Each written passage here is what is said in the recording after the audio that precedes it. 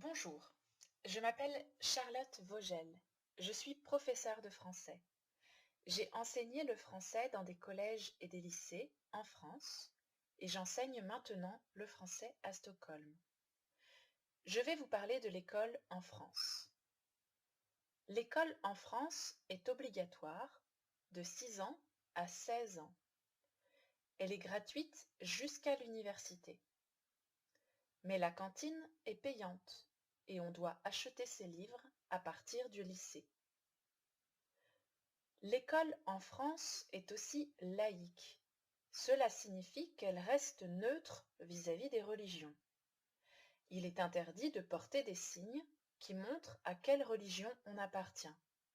Par exemple, le voile pour les musulmanes, une croix trop visible pour les chrétiens, ou la kippa pour les juifs. Il n'y a pas de cours de religion, et les professeurs doivent eux aussi rester neutres. Il existe en France des écoles publiques qui sont gratuites et laïques et des écoles privées qui sont payantes et qui peuvent être religieuses. Je vais vous parler à présent du système scolaire. Commençons par les petits, avant la scolarisation obligatoire. Les bébés et les petits-enfants de 3 mois à 3 ans peuvent aller à la crèche.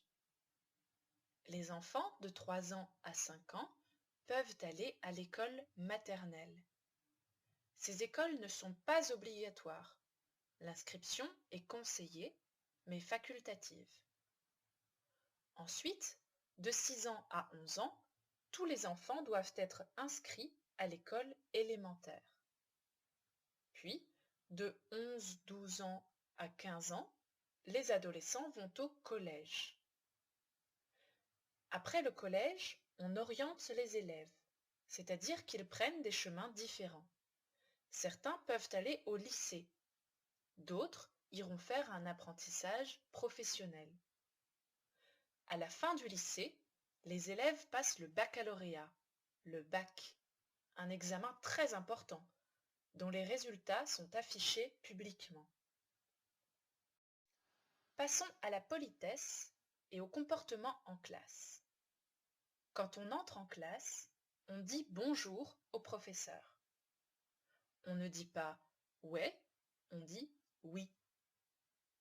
Au collège et au lycée, les élèves doivent rester debout à côté de leur chaise et attendre que le professeur dise « Bonjour à tous, asseyez-vous ». On lève toujours la main pour prendre la parole, pour s'exprimer en classe. On demande toujours l'autorisation de sortir pour aller aux toilettes, de se lever pour mettre un papier à la corbeille, etc. Dire tu ou dire vous? À votre avis, est-ce qu'on dit tu ou vous au professeur?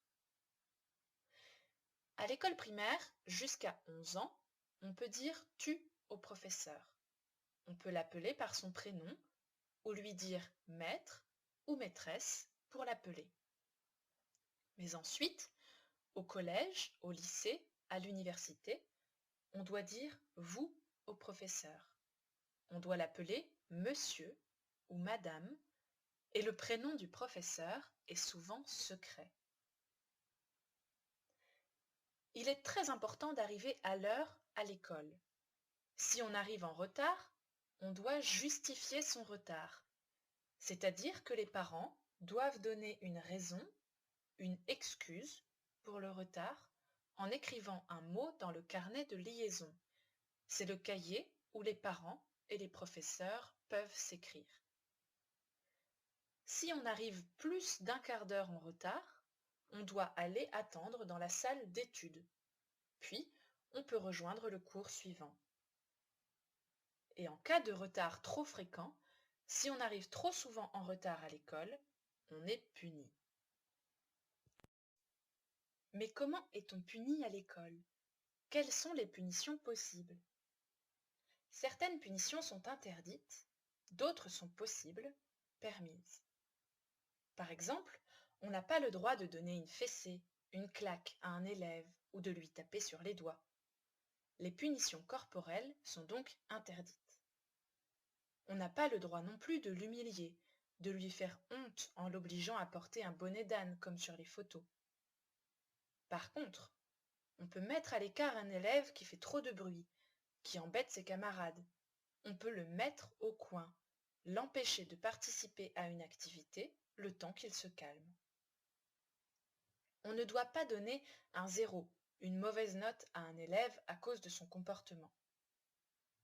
On peut téléphoner aux parents, leur écrire un mot dans le carnet de liaison, leur demander un rendez-vous.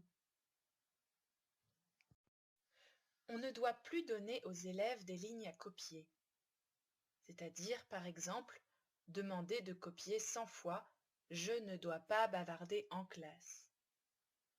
Mais on conseille aux professeurs de donner plutôt un devoir supplémentaire, un exercice en plus, ou un texte à écrire à la maison. On peut aussi donner ce devoir supplémentaire à faire à l'école, en dehors des heures habituelles. Ce sont des heures de retenue ou heures de colle.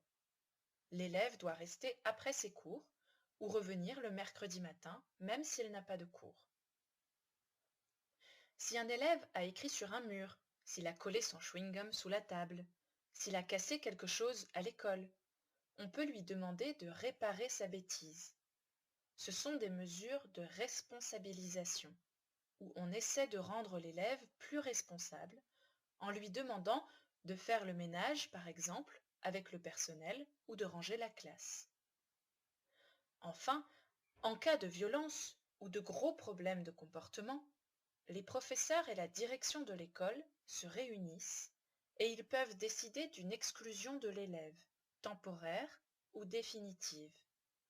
L'élève n'aura pas le droit de venir à l'école pendant quelque temps, mais il devra travailler à la maison, ou bien il n'aura plus le droit de revenir dans cette école. Bon, toutes ces punitions, ça peut faire peur. Mais les professeurs n'aiment pas donner des punitions. Ils préfèrent donner des bons points pour les petits. Ce sont de petites images, par exemple, qu'on peut collectionner. Les professeurs préfèrent donc récompenser, féliciter. Et puis, on aime aider, on aime encourager. Et surtout, on aime passionner, allumer l'intérêt, réveiller les passions, développer les compétences et les intérêts.